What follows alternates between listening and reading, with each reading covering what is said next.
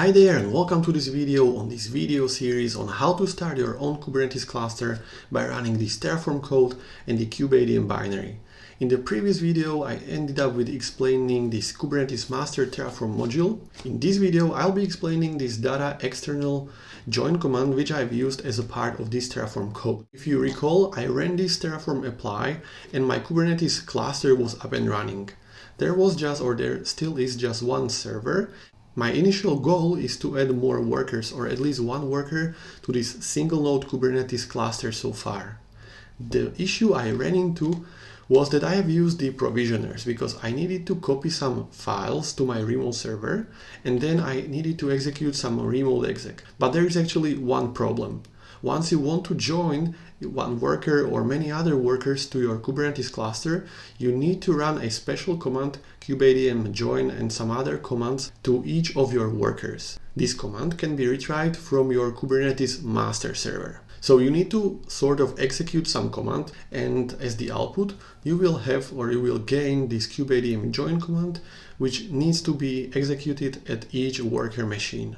Well, you might think, okay, I'm going to use the provisioner remote exec, I'm going to execute this command at my Kubernetes master, and then I will use the output and I will execute it at the Kubernetes worker. But here is the problem. If you use provisioner for the remote exec, there is no way to get the output attributes. In case of scale-away instance server, or for example, data scale-away instance image, or any other resource or data source, there is no problem to retrieve many attributes.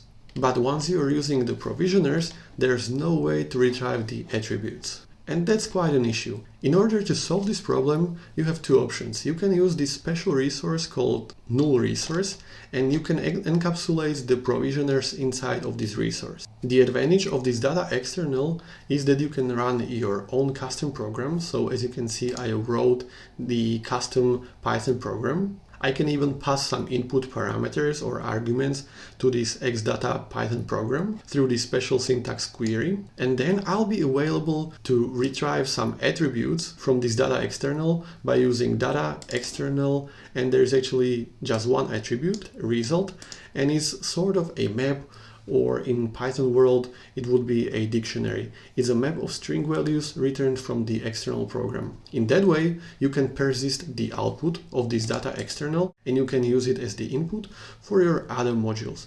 So in my case I will use this output as the input for my Kubernetes worker module. The xdata.py, as you can see, is stored within this conf folder and is located right here. This is pretty short Python script. It's quite simple, although it took me quite a while to understand how to construct this script. It has three methods. The first one is readIn. It doesn't do much, it's just reading the standard input. Then there is getJoin command. It accepts one input argument and it calls the check output, which is imported from the subprocess. And the thing I'm executing, or the command I want to execute at the remote machine, and this remote machine is my single node Kubernetes cluster, basically my very first instance where the Kubernetes master is running. And exactly at this server I need to run kubeadm token create and print join command. The output of this command will be persisted in this join cmd variable and it will be returned by this method. You need to call this readIn method, so you want to read the input which is provided by the Terraform, because you need to have the way how to read input parameters which Terraform already stores. Okay, so the input which will be provided by the Terraform to this Python script will look like this. It will only have one key and one value. This value is nothing else, just the IP address of my server, so the server where the Kubernetes master is running. Then this input will be stored in the variable which is called lines, and afterwards I'm iterating through this lines variable. If the line exists, I'm going to create a regular Python dictionary which will be called JSON Data. At this point, this JSON Data has only one key and one value, so this JSON Data looks like this. The key is the host and here is the actual IP address. At this line 54, I'm going to call the getJoin command.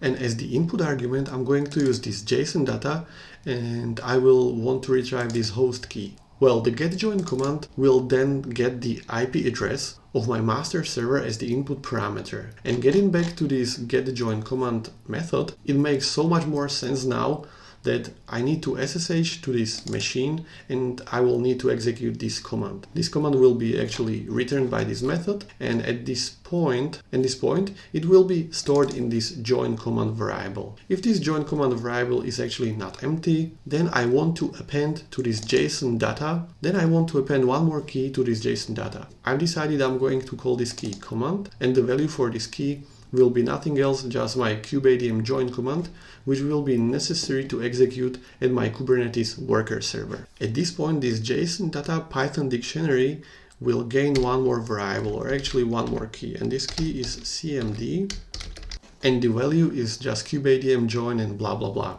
At the end, I need to write at the standard output, and I need to JSON dump this JSON data dictionary, and then Terraform can process the data. Alright, so now I'm getting back to my main.tf file, and I hope you understand how this mechanism works now. By using this data external object or resource in Terraform, I'll be able to persist the output of this program, and I'll be able to retrieve this data external join command and this special keyword result. Before running Terraform apply, I need to do one more thing. I need to go to this output.tf file and I need to uncomment these lines, because that was actually the goal or the reason why I was doing all that thing.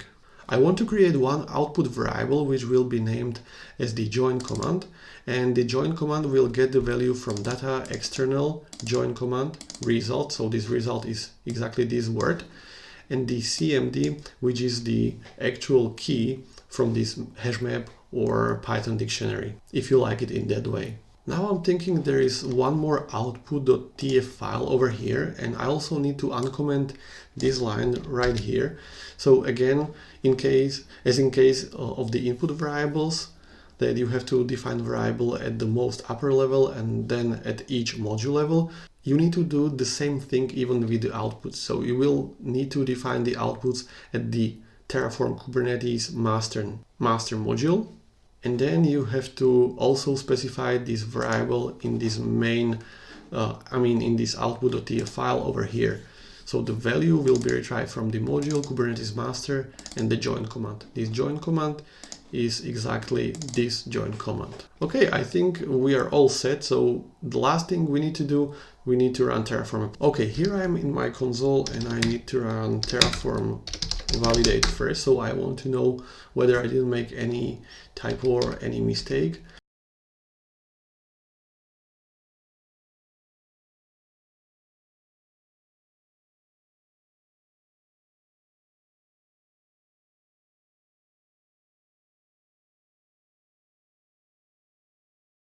And I did a very silly mistake, as you can see over here in the output. Here is the join command, and I was expecting the real kubeadm join command. But accidentally, while I was explaining about this external data, I changed the code and I just didn't remove this section. That was just the demonstration how the final JSON or Python dictionary is going to look like, right? So this section of the code was supposed to be commented. And as you can see at this line 56, the JSON data, the Python dictionary with the key cmd has been assigned. But at this line 57, I just rewrite this key with this string. So I need to remove this section and I need to reapply this code one more time.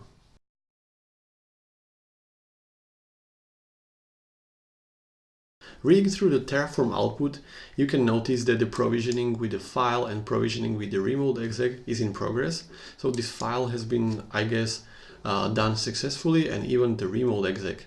I already have the IP address of the server, which has been assigned to my scale-away server. So I can try to SSH over there, PDS.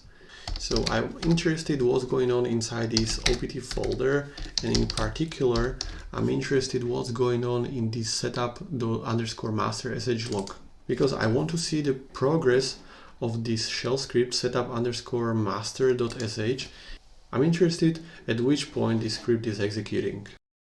It feels like the script has finally reached the point, the line 52, so the kubeadm init command is executing, and this command is actually or technically starting my single node Kubernetes cluster at this machine.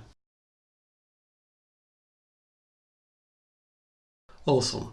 The script has finalized or has finished its execution, so my Kubernetes cluster should be up and running within seconds. Simultaneously, even the Terraform has finished, and as you can see, there is one more new output we haven't seen before, and this is module Kubernetes master data external. This time we have a real kubeadm join command which needs to be executed in future at each and every Kubernetes worker which we want to add to our cluster. And it's actually very good that I did this mistake or this error within this xdata, because now you can really trust me that this data external can be used and it works just amazing. One more double check that my Kubernetes cluster is still up and running, or it is actually up and running.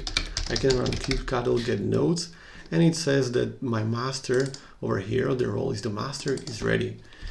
One more thing or one more check I want to do is to check all the pods in the kube system namespace by running this command.